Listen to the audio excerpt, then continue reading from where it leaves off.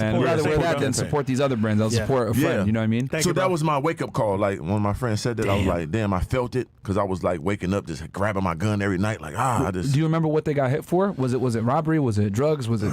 It was a variation of things. Because what happened was they got caught for this, then people start telling, of course. Oh. So people in that whole situation told on this, it kept going down. Did they round up, like, everybody? It was like 5 different people. So, Myron, if he was just there...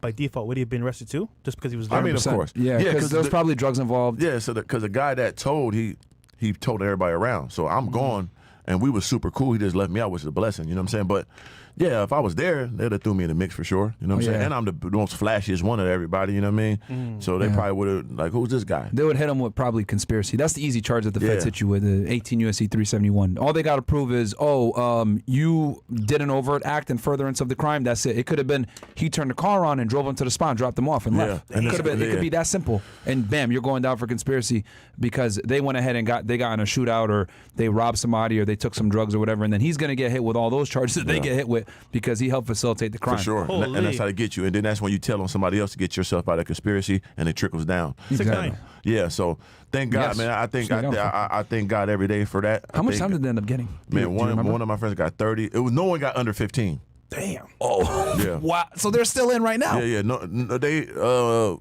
of them is out now. It was only me and my other homeboy. He like a pastor now. I put it like that. Okay. That's how crazy we was at the time. He's like a pastor now in a whole other city. He left when I left too. Okay. So he's good too. But the other guys that they got some of them are still in. Yeah, for sure. But it was because it's more like you got drugs, you got gun juice, motherfuckers. And then feds, it's not like people don't understand. Like with the feds, you're doing 80 to 90% of your time. There is no parole in the federal system. Yeah. Like there's none. It was crazy, man. So I just sit and think about that, man. Because in the day, even the guys that got locked up, they really put me in position. Yeah. And I ain't gonna lie, like when I came to them, like I want to leave, they threw me a party because we could never go out. Really? We was robbing like big people, like cartels and shit. So he like. We could never really go out like that unless we come strapped up with the y'all were ripping drug dealers? Of course. Bruh. That's of course. That's what a bag is. Okay, so this is interesting for the audience because I know they're going to enjoy this. One of the riskiest crimes that you could partake in is it's basically called the Rip Crew. When you steal drugs from drug traffickers, then you either sell it yourself or you get rid of it, whatever the fuck it is. And that is one of the most y'all. Yeah, that'd be crazy. That's what I'm saying. If you're robbing drug traffickers, especially guys, typically the closer you are to the border, the closer you are to the source, the closer you are to the cartels. He's getting it. You rob someone more that's a supplier, more than likely they're tied in with those people. They're going to put a green light on you on we call it the Mike side, the Mexican side. Yeah. And then they're going to want you dead. And then they're going to try to. Now I can see why you were worried because they will probably hire. That's when you get sicarios after you, right? Because they're hiring hitmen to go get these guys because you're fucking up the business. Because every time they're bringing in kilos, drugs, or whatever it is, these dudes are robbing them. Yeah. They're not able to make a profit on that. They're like, what the fuck? Get rid of these guys. Kidnap them and bring them over to Mexico. They typically torture them and kill them. Yeah. Damn. So you guys picked the riskiest. That's what I'm saying. So like I said, crime. I was doing the people a little shit, but when we was doing 300 pounds, 400 pounds, and then I'm intelligent. I got real essays with me. You set up the dip because they scared of niggas. You know that. They don't fuck with blacks like that. Yeah. So you get you some Mexicans on your team. He can put the hat on, put the ostrich-skin boots and ostrich-skin belt, conjugate with him, get him some whores a couple times, make him comfortable. Yeah. Buy a couple, boom, boom, boom. Now I need that big load. Meet him at the house. We in the bathroom, motherfucker. Come out. I get. Yep. I'm telling all the process, but hey, that was 20 years ago. Literally though. When the drugs come across, the first line that touches it, they're always Mexicans. 9 out of 10 times. Wow. Very rarely is it gonna ever. Niggas are 3 to 4 rows down. Like the drugs don't hit the black gangs and everything else until it's been touched 2 or 3 times. Yeah. Typically by Hispanics. Yeah. Wow. But my dogs were so seasoned with this shit. You know what I'm saying? And they were so smart. Line. Yeah. And like. That's why we had lines. You got the essays, then we had the in between guys, and then us. Yeah. So by the time they got to us, it was already a wrap because they already been seasoned. Yeah. And now they comfortable to bring 500, 200. You know what I'm saying? Like, oh, we got you. Yeah. Like, and you're getting the pure shit. So we getting that. I got a truck one time. You know what I'm saying? Like to keep it like a whole truck. Like we had a motherfucker meet at the warehouse. Had my essays meet them. We in the back of the warehouse. They pull around the back. They leave the truck. Supposed to go around the other way to get the money. We jumped in the truck, going, having to put no guns out. Just drove off on it. He got comfortable. Bacon soda, right? Yeah, you got to be smart. Like, I want bacon soda with a truck full of weed. Like, you know what I'm saying? Like, he was comfortable. That's how you do it. But I was strategic. Y'all really are reckless because I remember, like, every time I investigated a Rip Crew, they would always get killed before we could arrest them. Yeah, it's dangerous. Yeah, bro, it's the most. You're literally robbing drugs from the cartel direct line. So, like Pablo Escobar.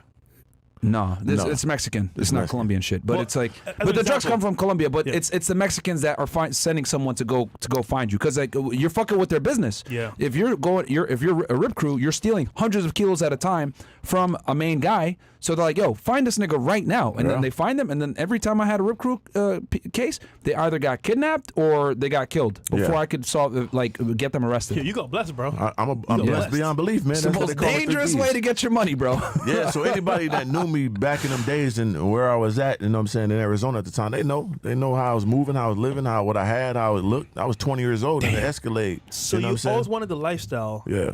You're willing to do whatever it takes to get that lifestyle. See, I dropped out of college to do that. Like, when I found out what you're doing, that's how you get money, I'm with it. Big I'm fucking profits, school. but big risk. Biggest risk, and that's my life.